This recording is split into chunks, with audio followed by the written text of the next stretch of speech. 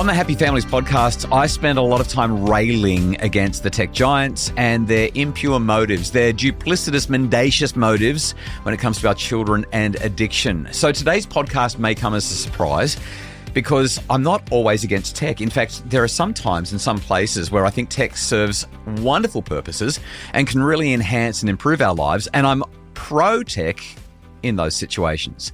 Today, a conversation about how tech can change our lives for the better. Welcome to the Happy Families podcast, real parenting solutions every day. This is Australia's most downloaded parenting podcast. My name's Dr. Justin Coulson, and today I'm joined by a couple of teachers from Sydney, Matt and Brianna Donaldson. I'm chatting with them because I saw them on telly recently and was surprised by what they were saying. I was also intrigued by it. And shortly thereafter, I was asked to have a chat on the Today Show about the very thing they were discussing. I was so captivated, I thought, I've got to know more about this. So I've reached out and I've managed to get hold of the Donaldsons to talk with them about some recent stats and what they're doing in their homes. So first, the stats.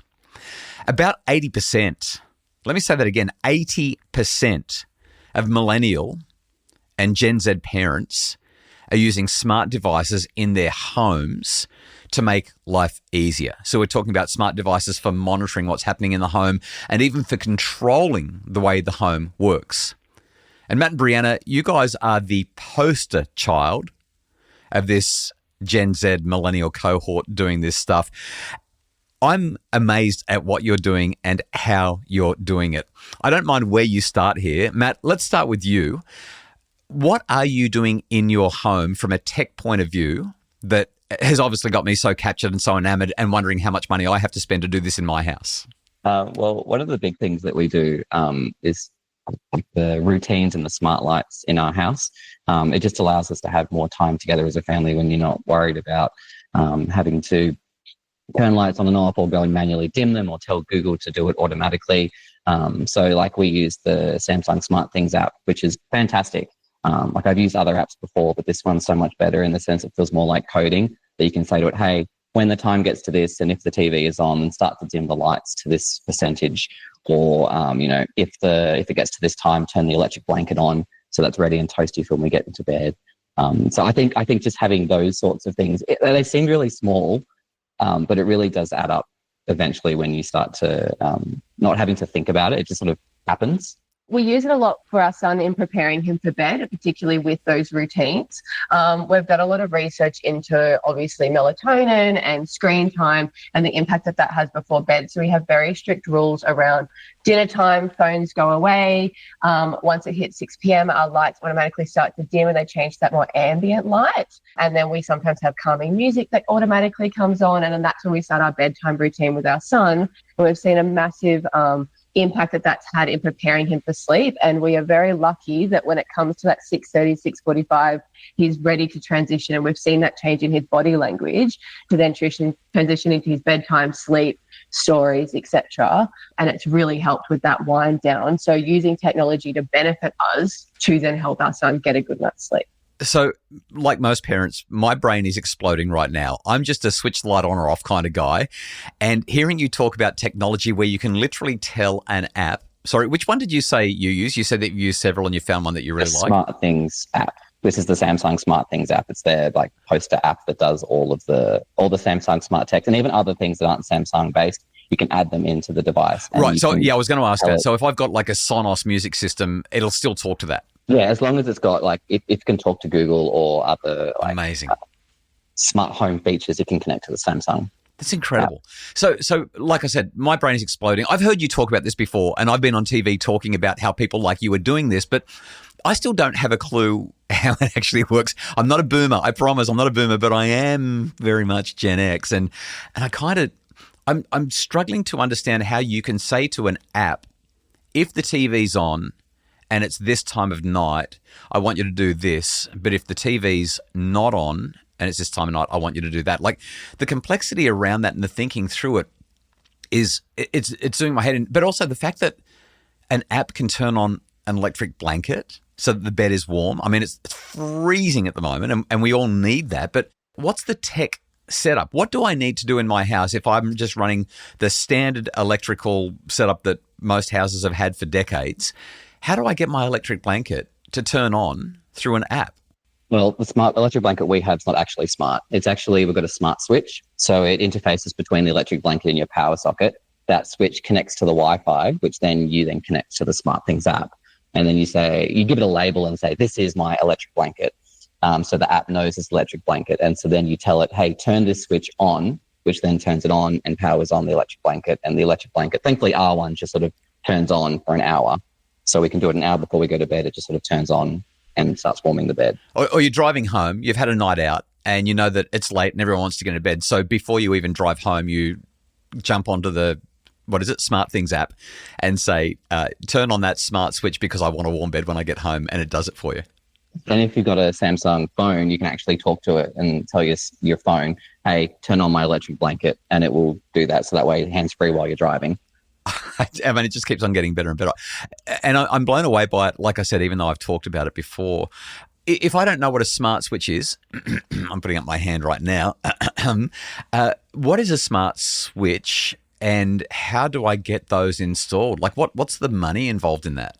Smart switches aren't very expensive, and you can just go to Kmart, JB Hi-Fi, just say you need a smart switch, and it's literally just plugging your normal power socket into that, and then that goes into the wall. So it's not a very complicated device, and they're not expensive at all, but they are compatible with the app, which is why it works so well in the fact that Samsung's allowed you to use a whole range of different devices through their one app. And like the awesome thing is we have the Samsung Smart TV, and as we know, toddlers can get very addicted to television, and we have very, very, very strict boundaries within our house. And 30 minutes while we're prepping dinner, he can watch his favorite episode of Bluey, or he's very interested in shark documentaries, as we had in our Samsung feature. He loves watching them with our cat Truffle.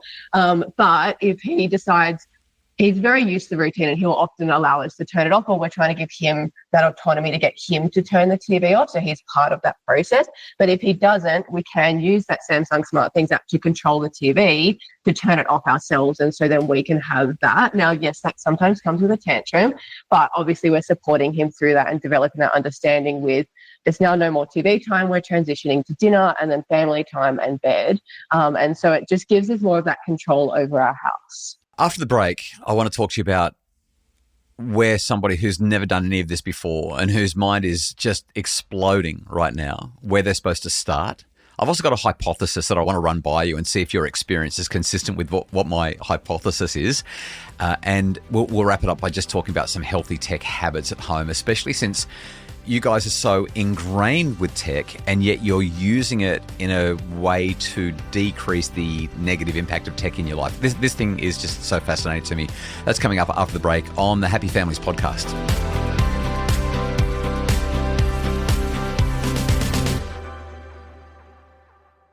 Matt and Brianna Donaldson, I don't know what to call you. I feel like you're these tech aficionados who are expanding our minds in terms of what you can do with a home. You were talking before about smart lights. The lights can dim as well. Initially, when I saw what you were doing, I was thinking, oh my goodness, to do this, I'm going to have to spend thousands and thousands and thousands of dollars and completely rewire my house so that I can plug it all into an app and do this cool stuff, because I actually really like the idea of doing it. And I'll explain why I'm sold on it shortly. You've talked about the smart switches. What do I do about lights? How do I get my lights to dim based on what the app says? So what we did, we started small. So it's not something you have to jump straight in and go, right, I've got to replace every single light globe in my house. Right. And as you said, if you did that, it would cost thousands of dollars. But just start small. So maybe you start with just your bedside lamps. And then maybe you move on to doing the down lights in your bedroom. Just start small. And that way it gives you some time to acclimatize to how you actually get them to communicate with your phone. So let's say you did your bedside lights to start with. Maybe you've already got some bedside lamps you love. You just get a smart globe that affixes appropriately. So whether it's a screw or a bayonet, pop that in. You then go to the website for the particular light that you've got and tell it to connect up to the Wi-Fi. So you give it permission to connect to your Wi-Fi router. And then that means it's discoverable on your network. So then when you go to the Samsung Smart Things app, you can then go look for all the device I'm looking for. It will appear because you've set it up, and then it will appear in your Smart Things app.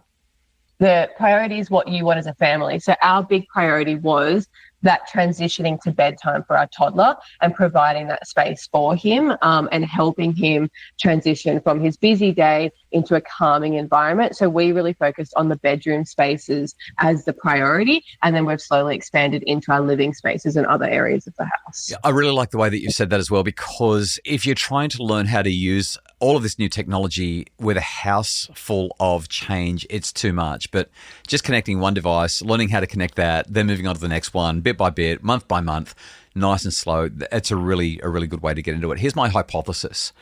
My hypothesis is as follows. Even though, Brianna, you mentioned that every now and again your child will have a tantrum when the TV turns off automatically, my sense is that when the house tells you that it's bedtime because the lights are dimming and soft music is playing and the TV has switched off automatically, like you've got no control over it, it's switched off because you've set it up ahead of time, there will actually be fewer fights than when the parents are saying, it's time to turn off the TV, switch off the light, we're done. You guys are still fairly early in your parenting journey, but you clearly are doing this. Does that hypothesis resonate for you, or am I missing the mark somewhere? What's your reaction? No, I think that's 100% correct. So like, as I said, we see the change in our son's body language. If we've been out, we've had a busy day and we're coming home and we're rushing that bedroom routine to prepare him for sleep because we've been out for dinner or whatever it is, there's definitely a lot more of those bedtime battles. But when we've taken the time, we are already home and he's so used to that routine. We've been doing it since he was a baby. We originally had white noise integrated as well. Now he has a Tony box, so he does stories on that, so that he can, if he wants to listen to audiobooks and stories, he can do that through his Tony box, which has been a wonderful addition because it's tech without a screen. And so he can lie in bed and listen to that, which was his choice to transition to that. But we don't have those bedroom battles, and you can see that change in his body language. When he gets out of the bath, it's a calming atmosphere that he's entering into, and then he's transitioning into bed. Now, we obviously still support him with that. We do his prayers and we read him stories and we help with that. But within 10 to 15 minutes, most nights, he's in bed asleep, or transitioning through that on his own. I find it funny how, as you're saying, like when the house sort of turns everything off, it takes the ownership off of the parents. So it's less like, oh my gosh, you turned off the TV and you turning down the lights. Like, well, no, the house knows it's bedtime. And for a 3-4-year-old who doesn't understand the concept of time, it's a good cue for him, as opposed to just having the lights outside when maybe it's daylight savings and it's still bright outside. So he doesn't know, oh, it's getting close to, bedtime. The house is telling him, look, you don't know the time, but I know the time. And now it's time to get ready for bed. It's so smart. I mean, technically it is so smart because that's the idea of it. But I just love the way that it can smooth transitions and make family life feel better, which is what enamored me with it and with what you guys have done in the first place. What do you reckon are the most important things? You guys have got so much tech involvement in the home. I'm a little bit the opposite. I'm trying to eliminate tech in my home, or at least reduce it and minimize it as much as I can. If you're going to have this level of tech in the home, what do you do as parents to create healthy tech habits? I think it depends obviously on the tech. We've talked obviously a lot about the TV, the Samsung Smart TV and the lights. We also have a vacuum, the Samsung Bespoke Jetbot Combo Vacuum, which we name Nom Nom. You guys sound like I've heard of Apple fanboys. It sounds like you guys are just the Samsung like reps or something. I know you're teachers, but this is anyway. Sorry. So you've got this Samsung. What is that? A robot vac? Yeah, so the Bespoke Jet bot combo. It's named Nom Nom because he eats everything off the floor. But the best part is he's on automated routines as well. So he's all through the Samsung Smart Things app. And that's a tech that's actually allowed us to have more family time. Because what happens is he cleans and mops our house 3 times a week. So on the weekends, we're not stuck doing those mundane cleaning things that no one likes to do anyway. And so what it means is we have more time with our son. And so we're using tech to really try and gain back that family time. Obviously, as busy working parents, you're just rushing so much during the week. And so it's like, well, how can we gain that time back on the weekends as a family? And so we've tried to find technology that's allowed us to do that. And then within obviously other technology, like our smart TV, it's just about having those boundaries, which I know you've talked a lot about having those boundaries. So our son, it's like 30 minutes only watching TV. We're very strict around what he can watch. So like he loves his Bluey episodes and he learns a lot from Bluey, which is great. But I think having those boundaries in place is such an important thing, because as soon as you let those fall off, they know, oh, I can push the boundaries. Like I know they're only toddlers, but they can turn around and go, oh, if I just say one more episode or just don't listen when the TV gets turned off, then I won't listen, right? And they know from such a young age how to do that. And so we're really strict. If he asks to watch TV in the mornings, the answer is no. We don't watch TV in the mornings in our household. We're getting ready. We're spending time as a family. So it's really that later afternoon while we're prepping dinner. And he knows as soon as we start cooking, oh, can I watch Bluey now? It's like, yes, you can, because we have that routine in our house. And as he's getting older, he's having a little bit more autonomy around that and a bit more of a voice. But we've had very strict boundaries in our household around technology. Yeah, it just emphasises, I guess, the importance of structure, boundaries, frameworks, systems that makes the house go better. Matt, Brianna, it's just been such a fascinating conversation. My mind has really been blown talking to you about the logistics and the practicalities of how you've done it. Thanks for taking some time out to chat with me on the podcast about this. Well, that's all right. Thanks for having us. Yeah, a little bit different to what we normally do, but what a delightful conversation. And I feel like I need to go down to JB's or Kmart and pick up some smart switches and hook them up to my Wi-Fi. I like the idea of the house telling my kids what to do instead of me. The Happy Families podcast is produced by Justin Coulson from Bridge Media. For more information and more resources about making your family happier, visit happyfamilies.com.au.